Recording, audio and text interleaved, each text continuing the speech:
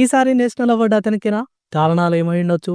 చావా! ఇప్పుడు Indian film ఇండస్ట్రీలో ఎక్కడ చూసినా ఈ సినిమా గురించే చర్చ. లెజెండ్ కింగ్ ఛత్రపతి శివాజీ, తనయుడు శంభాజీ మహారాజ్ జీవిత కథ ఆధారంగా తెరకెక్కిన చిత్రం ఇది. బాలీవుడ్‌లో ఇలాంటి భారీ ప్రయత్నాలు చాలా జరిగాయి. కానీ దీన్ని చాలా ప్రత్యేకంగానే చెప్పుకోవాలి. ఈ సినిమా చూసి ప్రేక్షకులు తీవ్ర భావోద్వేగానికి గురవుతూ థియేటర్‌లో స్పందిస్తున్న తీరు చాలా చర్చనీయాంశంగా మారింది. ముఖ్యంగా మరాఠీలైతే సినిమా చూసి కదిలిపోతున్నారు. వారి కన్నీళ్లతో థియేటర్లు తడిసిపోతున్నాయి.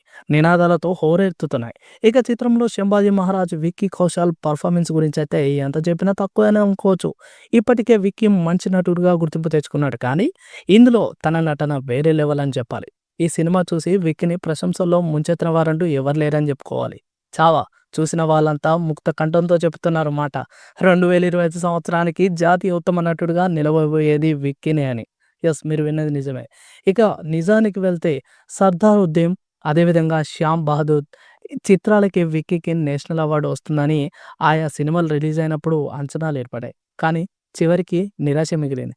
కానీ ఏది ఏమైనా ఈ ఏడాది మాత్రం అతడికి పక్కా నేషనల్ అవార్డ్ రాకుండా ఎవ్వరూ ఆపలేరని చాలామందైతే మాట్లాడుకుంటూనే ఉన్నారు సోషల్ మీడియాలో. 'చావా' హిందూ సంస్కృతి గురించి గొప్పగా చూపించిన సినిమా. 'షాంబాజీ' ఆ సంస్కృతి కోసం మొఘల్ రాజులతో పోరాడిన యోధుడు. రైట్. ఇక మీకు వీడియో నచ్చినట్టయితే లైక్ చేయండి, షేర్ చేయండి. మన ఛానల్‌ని సబ్స్క్రైబ్ చేసుకోండి గాయ్స్.